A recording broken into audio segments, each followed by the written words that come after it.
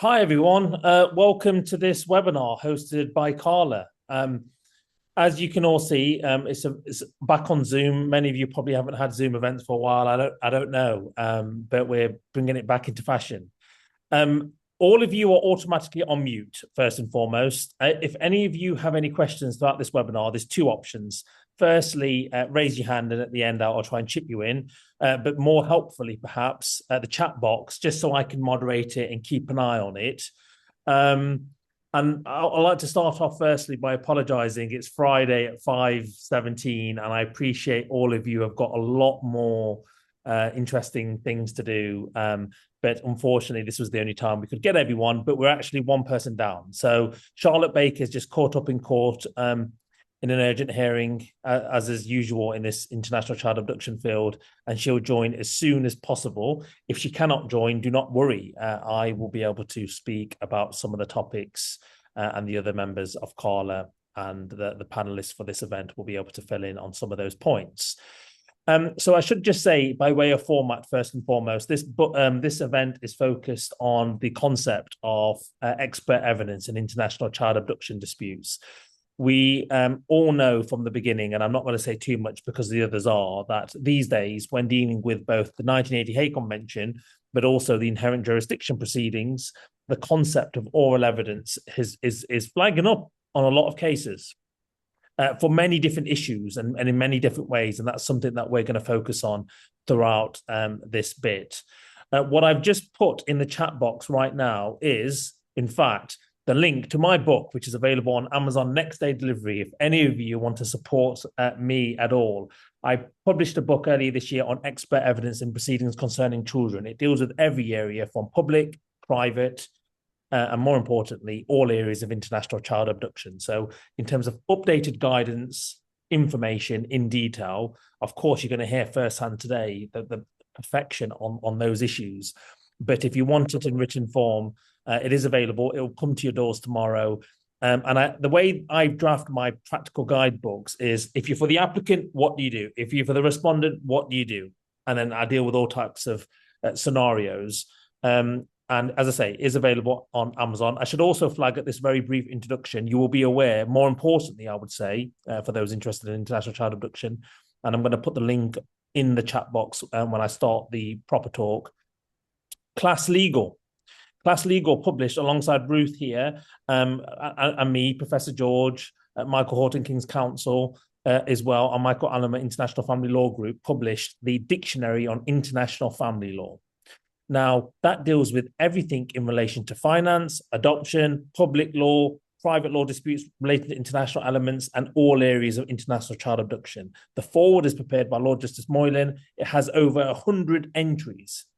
It literally is the guide to international child abduction disputes and all these other areas when you have international dimensions arises. I'm going to put it up. But first and foremost, let me just very briefly now introduce everyone who we have on this panel. So I doubt any of them actually need an introduction, but I will go on to do so right at the outset. So, of course, we have our chair at the Carla Forum Shah, our newly appointed chair of this year, who has got a number of exciting things planned. You've probably attended some of the remote stuff already. Membership things we're going to update you all on at the end. But Forum is our chair, but also she is the partner at Dawson Cornwall and embarks upon this work all the time. Laura Coyle, of course, at Freeman Solicitors, who is an all-round star because not only does she specialize in international child abduction disputes, you often see her in areas relating to private law and care work and often representing children. So I think that's really important dynamic for this discussion when looking at expert evidence from the child's perspective as well, when that arises. But equally, Freeman's do international child abduction disputes for parents, applicants and respondents. And Ruth Cabeza, who you've obviously have known, who has been involved in so many significant decisions. I think I was on the train this morning and I read a Hague case she was in very recently that was reported. And I think from Ruth's perspective, and I think for everyone attending this, it's really going to be fascinating to see from an experienced practitioner doing international child abduction works day by day, how this concept of expert evidence has not only evolved, but has impacted our practice and how we deal with it in court. And I think that is really important for most people to hear. So to start off with, just to say, I already have some questions in advance, and if anyone else has any questions, put it in. But I'm going to go straight into some of the questions, and I'm going to go straight to Forum Shah. Forum, one of the questions that we've had when dealing with the concept of expert evidence is from a solicitor's perspective and mental health, first and foremost, because we often see mental health and Article 13B, those issues arise. So from a solicitor's perspective, how do you often approach the concept of mental health expert evidence in terms of your dialogue with your client, taking instructions, knowing as a solicitor's perspective, when is it time to make an application? How do I make an application? Are there any insightful thoughts that you wish to share? Sure. Thanks, Manny. And thank you, everyone, for joining us. I know it's really hot outside, so we're really grateful that you've stuck with us, especially on a Friday. So in terms of expert evidence, I think it's really tricky these days because every single case I see going through hate cases and non-hate cases really all involve some form of expert evidence these days. I think in terms of the most kind of popular ones that I see, it's on the Article 13B cases, and where somebody is usually applying for a mental health report. So that's a psychiatrist or a psychologist. And so you have to be really prepared from day one, really. In these cases, as we all know, it's really urgent, fast work. You have, return hearings within the space of a week, 10 days, most likely, and hopefully, not putting aside the delays with the court system. And so you've got to really be ready. So you have to start taking instructions about possible defences from day one. And with the mental health side of things, you always need to kind of check in with the client and ask them about details about their health and if there's any kind of history of mental health concerns, diagnoses, those kind of things, any previous therapeutic support they've received. And you need to ask in detail. So was that in the country they've just left, previous country they've lived in? Are they receiving mental health support now in England? You need to get all the details of who they've spoken to and when, any evidence they have, any medication they were on or any medication they're on now, and what all this was linked to. So was it really to do with the relationship that they've just left, any abuse, or was it something completely different? Because that will inform what you're saying is relevant to the proceedings. And as I said, you want to get the details of all the people that they've seen because you'll most likely need to get medical records from these people. And, I've had a case recently where the person was seeing 5 different people in Australia. And that's very difficult to then go and get records from in a timely way within the timescales of hate proceedings. You also want to check in with the person and how they're feeling now, what they're saying about how their health would be impacted if a return order is made. So I think there's quite a lot of work to be done in a short space of time. So you've really got to be on the ball from day one. Brilliant. And that's fascinating. I'm going to come back to you later on a bit about that. I should also say to everyone really quickly, because I forgot to mention, 2 things. I'm going to give away 2 copies of my, firstly, on the expert evidence book, I'm going to give a copy away. We're going to choose someone at random if you post on LinkedIn. So post us, tag us about the book, about this event, and we will choose someone. Secondly, I've got a spare copy of the dictionary of international family law I'm going to give away. In order to win that, all you've got to do is email me your guess of the collective age of the 4 panelists. So of our individual ages all added up, if you get that right, the first person that gets that right, I will send you the Dictionary of International Family Law. So last time I did an event, it was who could guess Simon Craddock's age? And funnily enough, a lot of people got it easy. So hopefully this is a bit more difficult. But on this point then, so it's very interesting forum what you said. And I think, Ruth, turning it from the bar's perspective, the barrister's perspective, who's standing up in court, often making these applications, sometimes opposing these mental health Part 25 applications. But international family law is often about teamwork. And what is it that you really think is necessary in terms of the preparation to enable the court to properly consider a Part 25 mental health application? Thanks, Manny. Well, mental health assessments are only going to be required when the impact on the mother's mental health of a return order is such that the child's own welfare will be compromised to a level that meets the test of grave harm or intolerability. It's therefore necessary to persuade your judge that this element of your defence is a critical and key component of the body of evidence that your client's going to need to rely on at the final hearing. And that's why the points that Forum was mentioned about taking those instructions at the first meeting, if possible, and then following up with medical records at the earliest opportunity is so important, because what you're going to need to do is to persuade your judge that your client's evidence, in order to persuade your judge that the client's evidence meets the test of necessity in section 13 of the Children and Family Act 2014, you're going to need to demonstrate a prima facie case that this is a relevant issue that cannot be fairly determined without expert opinion. And I've noticed that applicants in hate cases very often try to counter those applications by saying that, well, the mother can tell the judge, the mother can put it in her witness statement what the impact will be on her if she's returned. But of course, the response to that must always be that the mother can't give any expert opinion and can only be a witness of fact. And her own personal opinion of the impact on her mental health is likely to be pretty meaningless in evidential terms.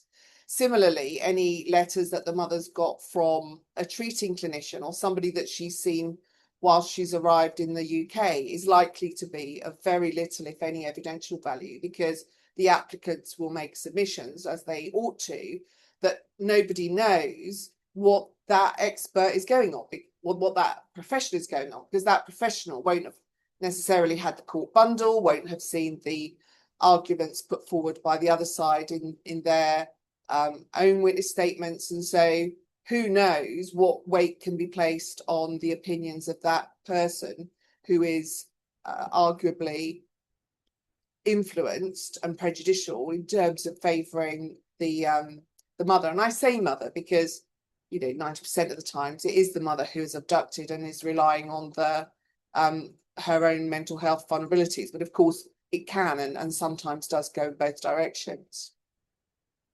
Persuading the court that there's a prima facie case that the mother's mental health vulnerabilities, when taken at their highest, would cross Article 13b, will be an easier task if there is a history of mental illness which has manifested prior to the abduction, and if there's some evidence to corroborate this as being a pre-existing condition. The difficulty is that the first directions appointment is very often listed within days of the mother being given notice. Sometimes I've had it where the hearing is literally the day after the mother has instructed her solicitors. And so at that very early stage, it's unlikely that you will have that prima facie evidential basis to make your case. But you ought to have enough of a clue from your discussions, such as Forum was saying, to be able to flag it up. And in my view, it is wiser to flag it up as an issue at that very first inter-parties hearing, and then timetable the filing of any Part 25 application to come in at either the same date or very shortly after the date for the filing of the respondent's witness statement, with provision for the Part 25 application itself to be dealt with either on the papers if it's by consent, or if it's opposed, to be listed for an urgent hearing on the first available date. If the pre-trial review has been listed in a few weeks' time, as sometimes is increasingly becoming the case in my experience, there is quite a push to get as close to the 6 weeks as possible. So if the pre-trial review is going to be within a week or two of the mother's evidence, then the directions can say that the pre-trial review will deal with any Part 25 applications. And that just puts all of the parties on notice that the application may be made, and it provides a timetable for that application, which the court at that first inter-parties hearing has approved. And so it's much less likely that your application is going to meet judicial resistance based purely on the issue being raised late. That said, you are still likely to face a degree of judicial resistance, because there is a very strong imperative, particularly in a hot pursuit case, for the cases to be dealt with quickly. So when you've got your witness statement from the respondent, and if you've got a credible case to say that the impact on the mother's mental health is such that that would be a sole or contributory factor to the Article 13B threshold being made out, then you need to make your application promptly, and you need to do that setting out a clear skeleton argument with the factual basis upon which you rely, a well-constructed letter of instruction with the questions that you say are necessary to be answered in order for the court to be in a position to make a fair determination on a summary basis, together, of course, with CVs and costings and timescales for at least 2, ideally 3 or 4 appropriate experts, so that the court can pick one and you can't be accused of only putting forward your preferred expert. And the evidential basis that you are relying on in your skeleton argument needs to be set out fully in the witness statement, and any relevant reports that you've been able to obtain cross-referenced in the exhibits. Failing to meet these requirements or making your application very late in the proceedings are, in my experience, all factors likely to lead to refusal of leave. Although in a case which I did last year, Why the Father v. Why the Mother Child Abduction Custody Act 2025, I think it's EWHC 1598 FAM, for anybody who's interested. In that case, which ultimately appeared in front of Mr. Justice Cusworth, the application for expert evidence was made by the mother at the pre-trial review, which itself was listed a week before the 2-day final hearing. And it was only at that application that the mother applied for expert evidence. The matter was dealt with by Mrs. Justice Henke, and I had the interesting and not entirely enjoyable experience of persuading her that she had to grant the expert evidence application because it was indeed necessary for the fair determination of the proceedings. And she granted the application, albeit in a very unhappy way, and she manifested her displeasure at the late application by making my client solely responsible for the costs of the expert, and also making provision for the applicant to apply for a cost order against the respondent, even though he was legally aided, because there were cost implications of adjourning the trial at such late notice. So late applications are not utterly hopeless, but they are massively more difficult and should be avoided. Yeah, 100%. No, I agree. And we've probably all been on both sides of the coin, as Ruth has as well, where there's sometimes desperation to make the application because you think it's necessary, really necessary for the proceedings, but also when you're for the applicant, perhaps worry that the timetable is going to get impacted upon meaningfully. And because Charlotte's not yet with us, just before I go to Laura, I'm just going to talk about something that she was going to mention from the outset. Manny, I'm here. Oh, you're here, Charlotte. I can't see you. Oh, there you go. I can see you. Can you hear me? Yes, and we're going to make you a there you go. You're there. So Charlotte, you're there. So thank goodness. I know you're in. It looks like outside of court or something. I'm in the inn. In the inn, brilliant. So Charlotte, could you? One interesting point was when this concept of expert evidence increased, because that certainly when I first was doing these cases, I would very, very, very rarely come across an expert, and we've obviously had that RT case. So could you just maybe give us some narrative and your views on that? Yeah, I mean, I think that the real shift in approach came following RT in the Court of Appeal, which I think was 2022, maybe 2023. But that was a case where the mother agreed to return to Texas, but for sorting out some of the protective measures. And they were the kinds of protective measures that really related to what we would describe as soft landing provisions, more than anything more fundamental. And there was an issue about how the court had dealt with it over a number of different hearings, but it certainly wasn't a case that invoked the kind of Article 13B grave harm that we're normally dealing with. That judgment, however, and it was the judgment of Mr. Justice Cobb, as he now was, now of course president of the Family Division, really emphasised in quite pithy terms the importance of focusing on the efficacy of protective measures. So it's not just about extracting undertakings from people, it's about making sure that they're effective. Now, that case obviously applied, that case involved America, which, as we all know, is not a signatory to the 96 Convention. But I think certainly in my practice, the area where I've found it of most use is in persuading judges in 1996 Hague Convention cases that you need some kind of expert evidence on the efficacy and enforceability of financial protective measures, because they do not come within the scope of the 96th Convention. They're explicitly excluded. And so I will often say you need some expert evidence on whatever financial measures are proposed. I will almost always say, and some of you will have experienced me ruining final hearings as a result of this, I will almost always say in an American case, you need expert evidence. And I can't think of the last time I did an American case without expert evidence. And there is now, I think, a really interesting issue about whether non-molestation undertakings come within the scope of the 96 Hague Convention.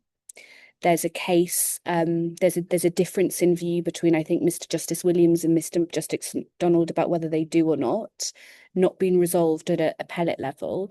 But I've certainly said in 96 Hague Convention cases where there are domestic abuse allegations that there needs to be expert evidence on whether or not what domestic abuse protection is available in the country of return. And in every single case, I think the only real basis I have for making those applications is RE-T. So very long answer to your question, Manny, but RE-T I think is required reading now, and is one of the cases I think I rely on most frequently when I'm preparing position statements for directions hearings.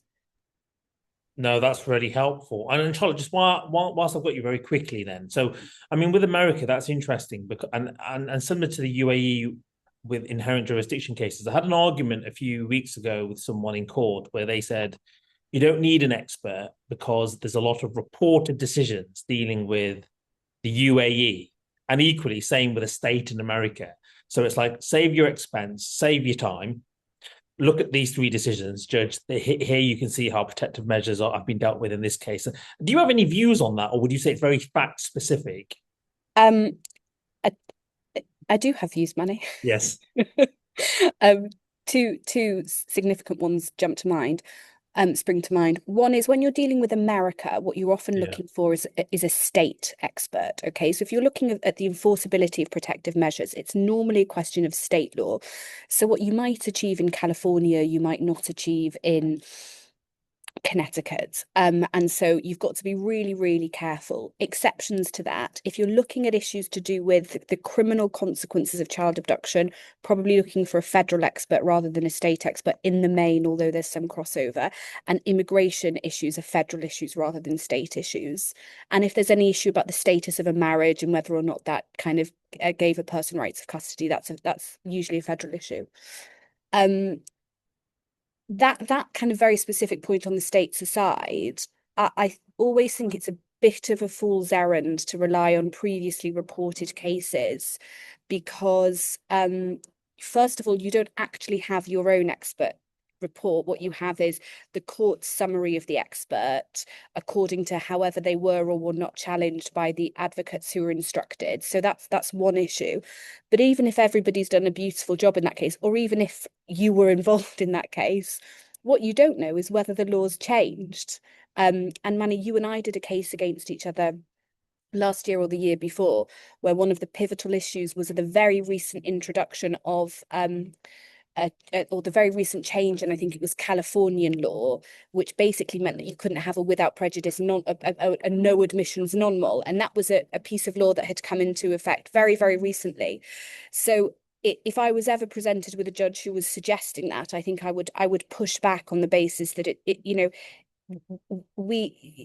English lawyer in an English court can't decide what issues of foreign law are, and if we don't know what's changed, especially with countries like the UAE, places like the UAE, where the laws are now actually changing at an incredible pace, then we really can't be sure about what the provisions are. And given that RETI, the emphasis really is about the efficacy of it all, so you've got to be measuring efficacy in the context of what the current law actually is. Excellent. Now, that's excellent observations. And turning to another very interesting topic, this is for Laura now, because Laura, I mean, first and foremost, you're one of the very rare practitioners who obviously representing children across all areas of international work, whether it's Hague, inherent jurisdiction, but equally in care proceedings, and obviously private law as well.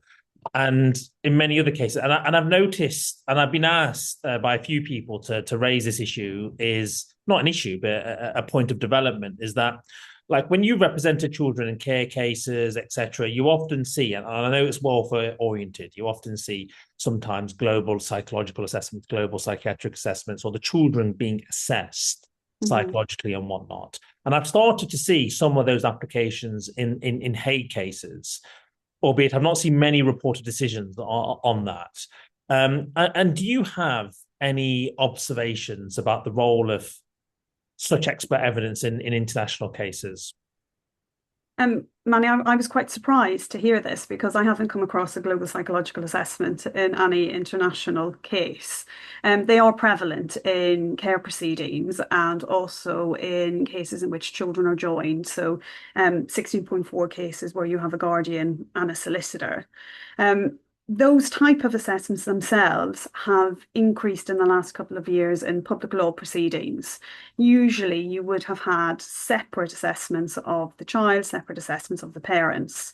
But of course, often the complexity in Section 31 proceedings or in private law proceedings that have got to the stage where you have a child joined means that there are often questions about functioning, about the dynamics within the relationship, the impact of domestic abuse. I'm thinking of a letter of instruction I drafted today, and that also has an international element where you are looking at the understanding of domestic abuse and particularly emotional abuse.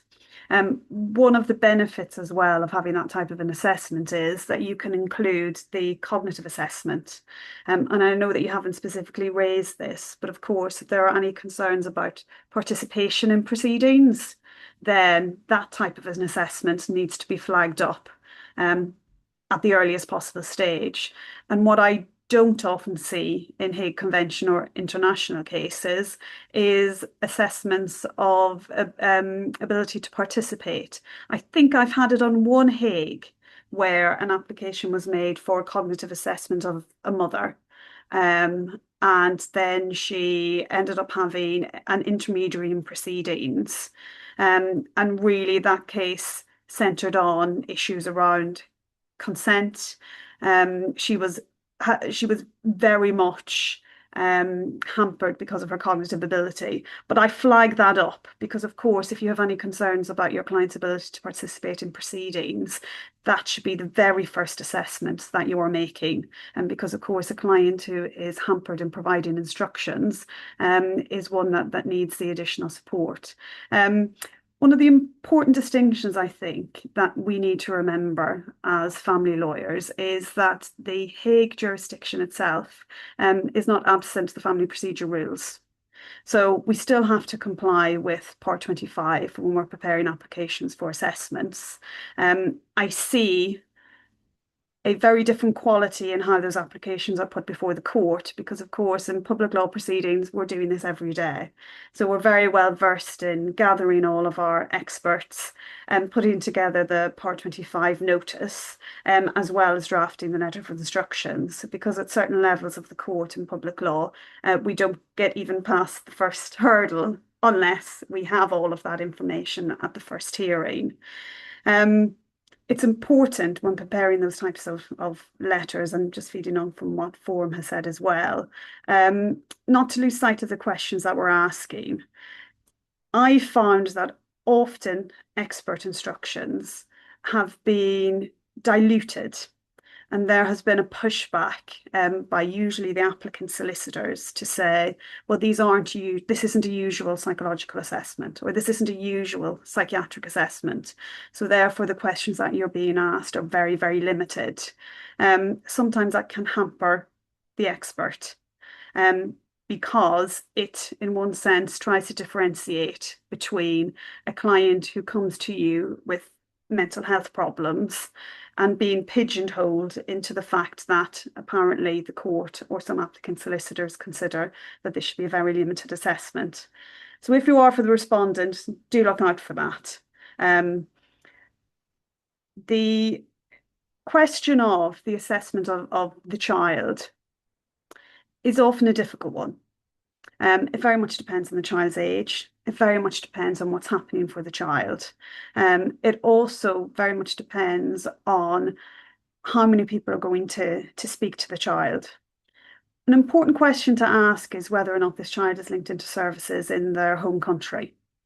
I think the applications that are most successful for the assessments here are applications which are backed by a history of involvement of children's services in the other country. And I've actually come across it being more prevalent in cases not to have that separate assessment in our Hague proceedings, but actually to have the documents and information relied on from the home state. There has been, for a very long time, this presumption as well of comity, and that we can trust the other countries. On one hand, as Charlotte has explained, when we have the emerging and changing laws all the time, that's important to take into account. But we also really need to be asking our clients to gather the evidence that they have. In a lot of Hagues, the proceedings in the home country are at an advanced stage, so it means that there can be expert assessment in that state. So the starting point is always to rely on what we have, so that people know timescales for experts are a real issue. You can get expert assessments that are turned around very quickly. The experts that are being used routinely in very serious cases in other areas of family law will have longer timescales. So just be careful when you're making inquiries with the agencies. There may be a reason that some of the experts are available and some aren't. And I think that the best thing is, if you have people within your firms that do a lot of expert instruction, do rely on their guidance. I make more applications. I made one this week for a child and adolescent psychological assessment of a child in inherent jurisdiction proceedings. And I think, Manny, that would then feed into the fact that there is a distinction between welfare proceedings. I've made applications for child and adolescent psychiatric assessments of the child in those proceedings, and then also global psychological assessments. The reality as well, and I'm not sure if other people are experiencing this, is when we were traditionally dealing with Hague Convention proceedings, we had to deal with matters within a very short time scale. That's not happening now. I have a situation where an application was issued on a quite hot pursuit Hague in May, and our final hearing dates are October. And often having that lengthier timescales as well means that it's more difficult for the court to push back on having an expert. So if you can find an expert that fits in with the court timetable, then that's an easier case to argue in front of the court. It's an unusual position to be in as a Hague practitioner and a public law practitioner, to now be saying I can get a global psychological assessment of this family, including a parent who's abroad, within a shorter time scale than the court is able to have the second hearing in a Hague But unfortunately, that's what we're experiencing at the moment. So that's something to flag up as well. I think for a long time, one of the arguments about expert instructions was delay. But we are being assisted in some sense by the court. What I would also say as well is, and I agree, any application for an expert should be made as soon as possible. The majority of successful set-asides are based on expert instruction being available or an application for expert instruction coming in at a late date. I think, although anyone can correct me on this statistic, the likelihood of successful appeals probably is also assisted by an expert instruction or the need for one. So if you want to have a good outcome for your client as the applicant, whilst at first blush, the obvious position may be to say, well, this is all conflated, this is going to delay matters. I've dealt with a number of very quickly turnaround return orders that 12 months later have been entirely scuppered by the fact that an application for an expert wasn't either considered by the first set of solicitors or was made late in the day. So that is something to bear in mind, that having a case properly case managed is likely to lead to a more successful and sound outcome. And dealing with that case management point that you say is really valid, and you dealt with delay and the concept of the inherent jurisdiction being welfare oriented, so it's slightly different. I had a case very recently, and my solicitor is a participant in this, where the final hearing got adjourned because actually there was issues with legal aid with experts. Yes. And I think it helps even to this day, even for me. I don't have the knowledge that you have and Forum has with legal aid. But Laura, could you help us? Because in Hague cases, for example, what I hear, and I don't know if it's correct me if I'm wrong, but the rates for experts isn't great. And so a lot of experts are actually above the rates, which require prior authority. So firstly, what is prior authority and how do you deal with that? And secondly, when you've got a litigant in person, so I had one recently where I was for the applicant seeking an expert report, but the respondent was a litigant in person. And the judge didn't do some sort of financial assessment of that respondent, but the judge just said, look, you're the applicant, your legal aid will pay the expert fees in full. Is that right? Is that required? Can the legal aid agency come back on that? Could you give us some insight in that respect? So the legal aid rates haven't changed since LAPSO came in 2012. There is a very helpful document that I still refer to every day, which sets out the guidance for applicable experts. So there's two matters with legal aid, and everybody who is an applicant solicitor, you will have the certificate. So this is important for you to know. That sets out the rates that are applicable for lots of different kinds of experts. How legal aid rates is, legal aid works. The legal aid agency sets the rate, so the hourly rate plus the amount of hours. So for example, for a psychiatric report, you will get 15 hours.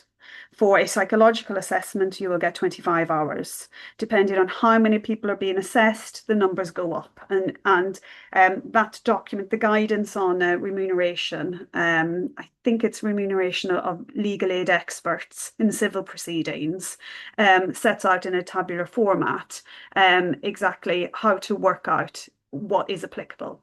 The legal aid agency do not ask for applications for prior authority if your expert falls within those rates.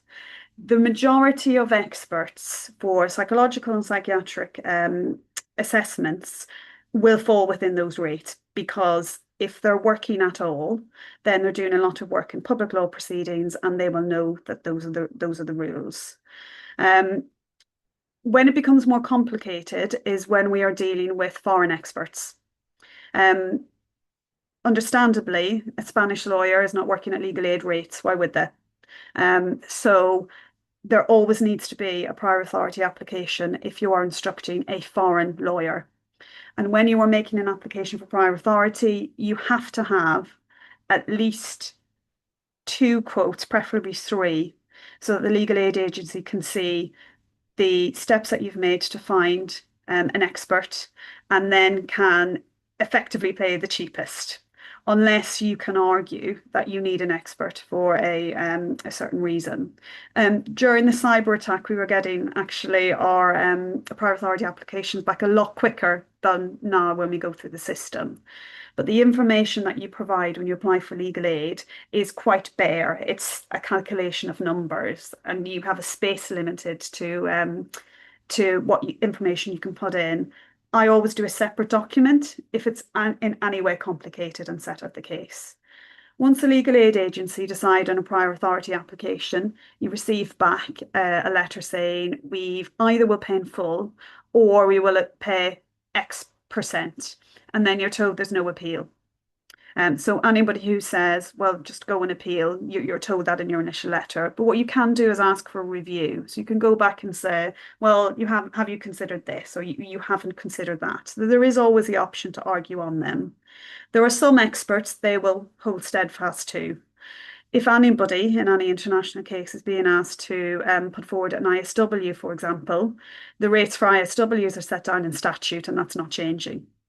In the public law sphere, we've had the conjoined case, which we call REK, which looks at whether the local authority should step in to pay the shortfall. Because in public law, for a very long period of time, when we had any expert that was outside the legal aid rates, and in order to secure experts, particularly in complex medical cases, the local authority would step in. So there was essentially a test case taken, and the legal aid agency's position in that case was that they were unaware that then when they refused the legally aided party's application for an expert's fees, that when they then were told that expert was instructed, that the paediatrician didn't suddenly say, okay, I will reduce my rates to what you tell me I should be paid, and that the local authority weren't stepping in, when of course they were. Where that falls into your question, Manny, about what happens when the other side is unrepresented. Some expert agencies will not accept cases when there are litigants in person. Now, I think once they know that they're dealing with a solicitor on the side, and they have the reassurance that they will get paid through the solicitor, so that they're not dealing with money directly from a litigant in person, they will accept the case, but that money will have to be paid up front. If you have a situation where you have a respondent who doesn't qualify for legal aid because they're above the threshold, but having to stump up £2,000 to contribute towards an expert is just too much, then the court have to do an assessment, and they have to look at that person's means and then provide on an order the fact that the court has deemed that person shouldn't have to contribute towards the costs. You then have an order which says those costs should be paid for on your client's certificate, because of course as the applicant you always get legal aid. However, the best advice is to make an application for prior authority at that point. Prior authority is the way to ensure that you don't run the risk on assessment of somebody saying, well, hold on a second, I've looked through this file, I've gone through this with a fine-tooth comb, I read that this other person has a job, etc., etc. Why wasn't there any contribution? But as a legally aided party, if there is any suggestion that your certificate would bear the share of another party, you have to actively ask the judge to carry out that exercise and to make that determination.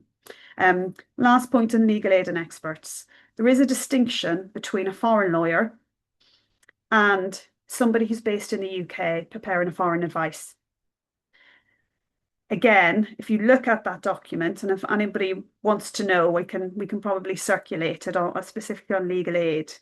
There is a distinction made about immigration advice provided by Immigration Counsel or by a solicitor practicing in this jurisdiction, because they're expected to do that at legal aid rates. And if we think our legal aid rates are bad, speak to somebody who practices immigration. So I've had a report prepared in a non-Hague where I think we got 25 pages, quite a complex case, and counsel was paid £105. Split between two legal aid certificates. So be aware that if you're looking at somebody based here, including counsel, that and we know that there are counsel who hold themselves out as experts in laws in different country, make your application for prior authority, because the legal aid agency could come back and say, I see the registered offices in the Temple or in one of the inns, and therefore we are paying them what they know they should be paid, which is their legal aid rates. Foreign experts, you get more leeway because, of course, the legal aid agency can't determine what they get paid. And on that point, and I know it's not connected to legal aid, I think we should look towards practitioners in other jurisdictions rather than using counsel who can provide a generic, and we've all read them, advice on how the law should operate in other countries. Because as Charlotte has said, the rules change all the time. And unless you're a practitioner on the ground answering questions about procedure, I'd like a family law counsel, I'd like a family barrister here to answer a complex question on legal aid. They probably couldn't do it. So we should really look at, if we can, finding practitioners to answer those questions. That's absolutely fascinating, and we've got some I tips don't know if on it's that. fascinating on a very hot Friday. I don't think legal aid ever is. No, well, a lot of us, particularly who do the applicant work, I mean, this legal aid issue, I mean, often you get judges these days, don't you? We see things go wrong all the time, and we get judges just making sure everything is right. I mean, from my perspective, that assessment point, if you've got a litigant in person and getting the judge to do an assessment, is going to be, it's imperative. And you just don't want things to go wrong. Yeah, those assessments often aren't very complicated. If you have somebody doing a low pay job that clearly is above the threshold because their rent may be very low, the threshold that everybody knows is very, very, very low. Judges seem to be open to it, but if anything with legal aid falls back on the solicitor, because at the end of the day, when you're getting your bill through assessment, you will end up paying. So that's why you need, if ever in doubt, apply for prior authority. Brilliant. And before I'll go to Ruth and Charlotte about the court process. I think Fiona's just shared the link to the document that Laura was talking about, which is very helpful. Thanks, Fiona. And before we go on to the process of the court and mechanisms of challenging an expert, you obviously, following on from what Laura said, we want to get things right. So Forum, if I can get you in at this stage, from a solicitor's perspective, right, we've heard earlier on from Ruth in particular about presenting the application, getting it done correct at the time. May not always be possible at first hearings, but factoring that in. But as a solicitor dealing with these cases, Forum, how do you go about agreeing the letter of instruction, firstly, because let's say a judge deems the application necessary, and then you've got to agree it with short time. And also the concept of further clarification, because I think that's something that's often missed, and it links nicely onto the next bit where I'm going to come to Ruth on. So, Forum, could you just give us some insights on that? Yeah, sure. And also, just going back to Laura's point, it's actually, I find the prior authority, I totally agree with what Laura said, it's the safest bet. But also you can get that done quite quickly and get it expedited. And you can also apply on behalf of the other party. So if they're legally aided, you can do a joint application. So that also speeds things along a bit and doesn't create delay. So in terms of if an expert is instructed, ideally within your Part 25 application, you would have done a draft LOI, letter of instruction. As I said earlier, sometimes these things are done on an urgent basis. So yeah, you either do manage to make the Part 25 at the return hearing, but unlikely. And as we said, you would try and flag that at the earliest opportunity and get mechanism in place for the application to be determined. For example, we had one recently where the judge agreed to do it on the papers. So that was helpful. I know not everybody would agree to do that because of their busy diaries and so on. And potentially they wouldn't have any further involvement in the case, but I've had that in a couple of cases this year, so that's actually quite helpful. So if you've done the draft LOI, then sometimes you can iron things out at court if there's time. Sometimes there isn't because there's a whole host of other issues going on. If not, then once you've got the direction, then you circulate the draft LOI to the other party and ask for their comments. Again, usually it's very short timescales that you have in order to do all this, and you've got to apply for prior authority as well, especially before you send the expert the instructions. But of course, you'd notify them that the direction has been made for their instruction, and you'd also tell them when the final hearing is and just flag to them that they should keep it free for now, unless they're told that they're no longer needed. But that will be ironed out closer to the time. So once you've sent the letter of instruction, you would await comments. Now, for example, psychiatric assessment, there are kind of standard questions that are included in letters of instruction. They've got to be targeted and relevant. So, for example, just using the example of the mother, does the mother meet the diagnostic criteria for a psychiatric or psychological condition? In the event of a diagnosis, please provide a prognosis and explain any recommended treatment. What's the impact of any diagnosed condition on the mother's functioning? How does her current mental health affect her parenting capacity, if at all? Please comment on the likely impact of the mother returning to X country, for example, Spain or Germany, with the children on her mental health and her parenting capacity. Then you move on to look at protective measures and what's been proposed by the other party and comment about these. And if any of them would have any opportunity in ameliorating any risk in the event a return order was made. And for example, any other issues you may consider to be relevant. I think these are the standard ones that people don't really quibble about anymore. So I think most likely there's usually agreement. If there isn't, then you'd have an issue and think about what you need to do further. Whether you go back to the judge, obviously I think it has to be a big issue where you really can't agree to something to do that, because I think obviously we all know the judges are busy and they don't want to get drawn into disputes about these things. You'd also want to send the expert medical records because I think that's quite relevant. So as I said earlier, you'd want to start trying to collate all that information at the earliest opportunity. But part of that is agreeing with the other party what is actually sent to the expert, because they don't necessarily need the whole bundle. And we all know that even though the bundles aren't meant to be large in a lot of these cases, they are for various reasons. For example, if there's been foreign court proceedings. And in my experience, especially some experts these days, they will only say they will read X amount of pages, and anything above that they need prior authority for. So it's really important that we're really clear about exactly what is to be sent to them and communicate that to the expert.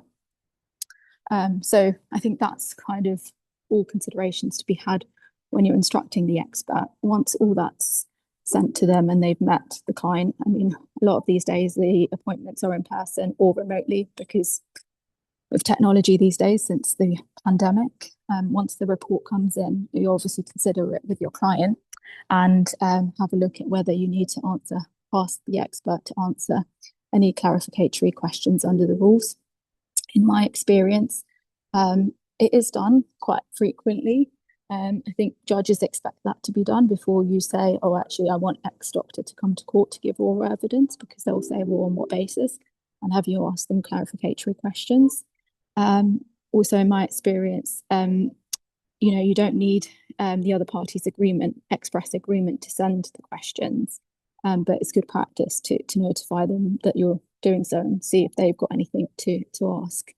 But yeah, as I said, it's more common than not to ask these questions these days, especially if you want to get that expert to court to give oral evidence at the final hearing. And that leads us on to the next point, Ruth. I mean, if we take an expert on mental health, for example, if you're for a party that wants to cross-examine that expert, is there anything you need to do in particular at a PTR stage, for example, to try and persuade the judge to allow that to happen? Because I know, for example, in care proceedings over the last few years, there was a lot of talk about whether you can get experts to, well, you can, but the bar for getting experts to give oral evidence, and you sometimes get expert meetings, you get all sorts of approaches, further questions and clarifications, as Forum mentioned. Do you see pushback in the international field in having experts cross-examined? And equally, do you have any tips in case someone wants to do that?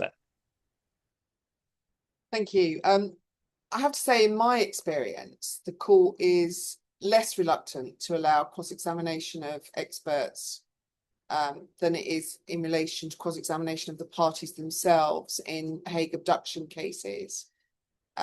It's also likely that whoever the expert is not helping will want to cross-examine that expert, and whoever the expert is helping will most likely want the opportunity to see if they can get a bit more out of their expert. And so there's usually little, if any, opposition to the cross-examination of an expert in hate cases. Sometimes, not infrequently, the parties will simply accept the expert's opinion and then make submissions as to why that expert is in fact in favour of them rather than the other side. But where one person does want to cross-examine, the other side, there's not normally a huge amount of resistance. And I think also because of the summary nature of Hague proceedings and the dramatic outcome, particularly where there are quite difficult balances when it comes to Article 13B, the judges themselves are often quite keen to be able to get clarification from the experts. So definitely I've not personally experienced much kickback in terms of leave to cross-examine. That said, the use of clarifying questions before the final hearing can be, clarifying questions in writing, can be a useful tool, which either narrows the issues, clarifies the issues, but not completely, but occasionally written questions can resolve the issues. Of course, counsel needs to be very mindful of the difference between those two forms of questioning. Those questions which seek to clarify an expert's opinion, and the questions which seek to undertake a paper cross-examination. In my view, it is always a mistake to endeavour to cross-examine a witness by way of written questions. And that's a very good reason in and of itself to persuade the court that if the report is to be challenged, it has to be done by way of cross-examination. By contrast, if the issue isn't a challenge, but the objective is to gain a deeper or clearer understanding of the advice given by the expert, or, which is not that uncommon, if the expert has simply failed to address one of the questions in the letter of instruction, the way forward will be to ask written questions to fill that lacuna in the evidence. And knowing the difference between these two advocacy tools and being able to explain to the court why one or indeed both are going to be required in a case is likely to be the difference between persuading your judge to allow the cross-examination or not. Certainly, it's my experience that High Court judges dealing with hate convention cases take a very different approach on every level of case management to the approach taken in care proceedings.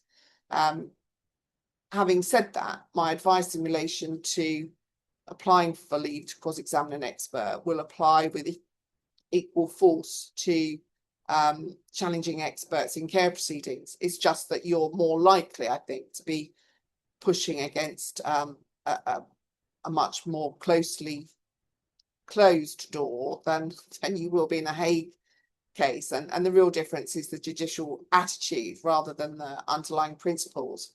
Can I just add that although the main focus has been on medical evidence, particularly mental evidence of mental health issues, the same points that have been made throughout apply to issues for other expert reports, and certainly possibly more frequently than mental health. My experience is that evidence in relation to the immigration status of the applicant, of the respondent rather, in the country of the child's habitual residence, as well as the enforceability of protective measures, or indeed sometimes, but less often, the rights of custody of the applicant, may all require expert legal opinion from an appropriately qualified evidence, and may, if family law and immigration law are both engaged, require experts from two lawyers from that jurisdiction.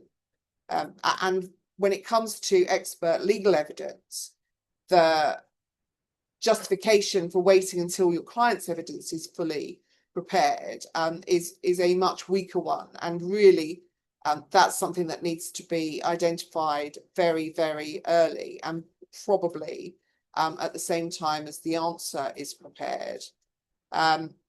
another point to make about mental health evidence, which is a point that rose in the Y case involving Israel that I mentioned previously, was the availability of mental health service and their funding in Israel if the mother returned with children to Israel.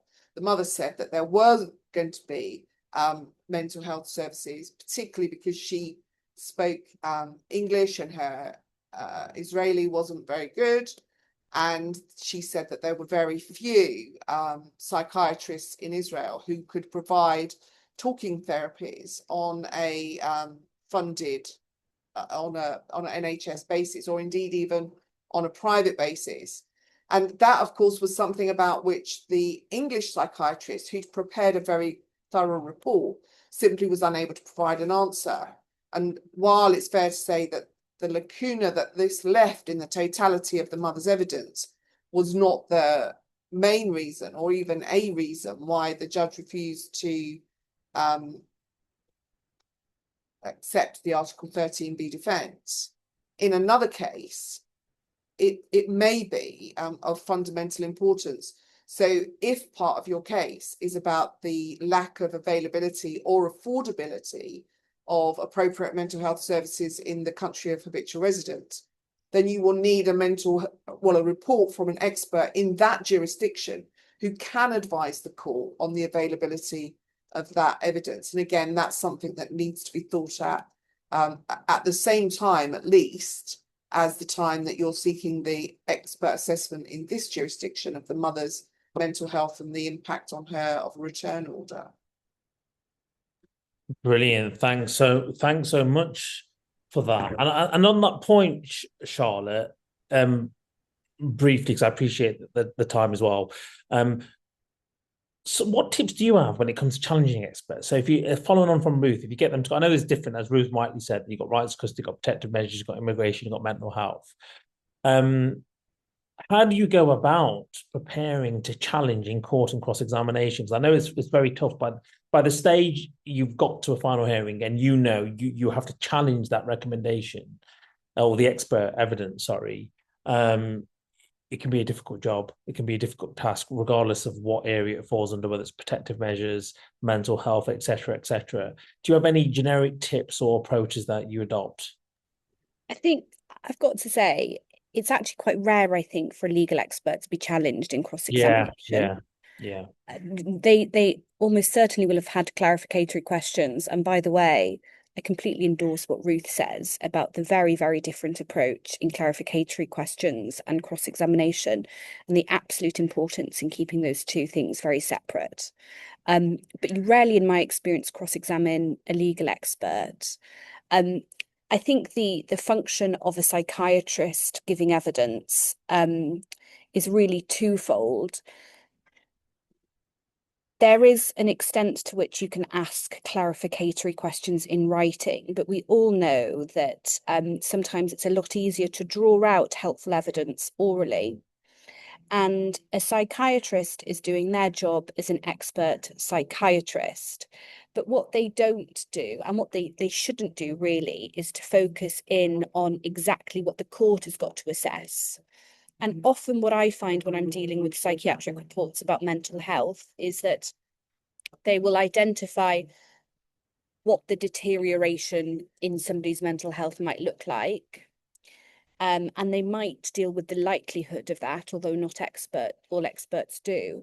But what they don't deal with in their report is what the consequences of that would be for the child. Now, obviously, they haven't assessed the child, so you have to be careful about not getting them to stray outside their remit. But I often find that if I'm for the respondent, the person asserting that their mental health will decline, I want the psychiatrist to give evidence because I want to draw out what that impact will look like, or sorry, what the particular what the deterioration will look like, so that I can then make submissions about the impact on the child, because that's the point that the court's really concerned about, and that's not what the psychiatrist would necessarily deal with in their evidence. So that's that's an answer to a slightly different question, I suppose. I mean, when you're, whenever you're challenging an expert, the first thing you want to do is make sure that what they're saying and what they've written down is accurate according to your client's view of everything. And you'd be amazed at how many times they've missed something significant or they've misunderstood something significant. So that's the kind of basic point, is you need your client's detailed instructions on the contents of the report, and what they say about the kind of factual history and their mental health history. And then you really need to overlay their report with the tests that the court has got to apply when looking at this issue to work out how it is you want to challenge them. In Hague cases, of course, the burden of establishing the 13B defence lies on the shoulders of the person asserting it. So I think that if you are for the respondent, I think it's quite risky not to call the psychiatrist at all. And I think that if you are for the applicant, I think it's very risky to try and prevent the psychiatrist from being called, because you may well create an appeal point in that. But they generally don't give evidence for very long, in my experience. And of course, the thing you have to be most careful about, as is always the case, and when you're cross-examining, is to not ask a question that will elicit evidence that is unhelpful to your case. And that can be quite tricky, actually, when you're dealing with some of the points that I've just outlined. Yeah. Brilliant. And just on this very quickly before actually I'll do one more question and then I'll throw it out. So Laura, just I know Ruth has been away, I think in California, I think it was it Ruth? And it leads nicely on to the next question. I mean, Laura, when you mentioned earlier on about finding lawyers, particularly for protective measures, immigration. I mean, just the concept of finding lawyers. How do you go abroad? How do you go about locating and finding lawyers when you need to present experts?